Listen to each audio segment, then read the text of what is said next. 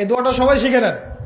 ওই বালক উপরে দোয়া করছে, আল্লাহুম্মা কফিনিহিম বিমা শি'তা, আল্লাহুম্মা কফিনিহিম বিমা শি'তা, আল্লাহুম্মা কফিনিহিম বিমা শি'তা। পাহাড় থরথর করে কাঁপা শুরু করলো এবং ওই সৈন্যবাহিনী পাহাড় থেকে পড়ে গেল। বালকের কিচ্ছু হলো না। আমি কিন্তু বানোয়াট কোনো গল্প বলছি না, এটা কোরআন থেকে বলছি এবং এটা তাফসীর। আপনি যে কোনো তাফসীর পড়েন, মারিফুল কোরআন, তাফসীর ইবনে কাসির, জালালাইন পড়ে দেখেন, পড়ে দেখেন, আমার সাথে ডিবেট করার আগে। এবার সে বালক হেঁটে হেঁটে চলে আসলো রাজদরবারে। আবার কি ব্যাপার, তুমি মরো নাই? না, আল্লাহ আমাকে বাঁচিয়েছে, আমার রব আমাকে বাঁচিয়েছে। আবার বাড়ানো হচ্ছে আর একদল সেনাবাহিনীকে নিয়ে, যাও এবার ওকে সমুদ্রে নিয়ে যাও, সমুদ্রের মাছ সমুদ্রে ডুবিয়ে দিবে। আবার সে ওখানে গিয়ে বলল, আল্লাহুম্মা কফিনিহিম বিমা শি'তা। অর্থ হচ্ছে, হে আল্লাহ, আমার বিপক্ষে যারা আছে আপনি যা দিয়ে ইচ্ছা ওদের বিরুদ্ধে আমাকে সাহায্য করেন। অর্থটা হচ্ছে এমন, আল্লাহুম্মা কফিনিহিম বিমা শি'তা, আল্লাহ আপনি আমার জন্য যথেষ্ট হয়ে যান, ওদের বিরুদ্ধে আমার জন্য যথেষ্ট হয়ে যান, যা ইচ্ছা তাই দিয়ে আপনি হেফাজত করুন। ঠিক আছে, আল্লাহুম্মা কফিনিহিম বিমা শি'তা, ছোট্ট দোয়া। এবার ওই সমুদ্র উত্তাল হওয়া শুরু করলো এবং ওরা জাহাজ থেকে পড়ে গেল।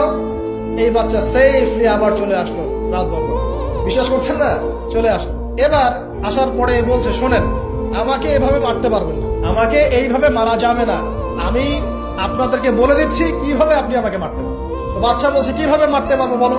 তখন সেই বাচ্চাটা বলছে যে আপনি সমস্ত এলাকার মানুষকে এক জায়গায় জড়ো করবেন, মানে পুরো নেশনের যত মানুষ সবাইকে একটা মাঠে নিয়ে আসবেন, মাঠের মাঝখানে একটা গাছ রোপণ করবেন বা একটা কিছু স্তম্ভ নির্মাণ করবেন, সেখানে আমাকে বেঁধে ফেলবেন। বেঁধে ফেলার পরে আমার এই ধনুক থেকে একটা তীর বের করবেন। তীর বের করে আপনি নিজ হাতে এই তীরটাকে নিশানা দিবেন, দিয়ে বলবেন বিসমিল্লাহ, আল্লাহর নামে, বিসমিল্লাহ, আল্লাহর নামে, বিসমিল্লাহি রব্বি হাযাল গোলাম বলে ছুড়বেন।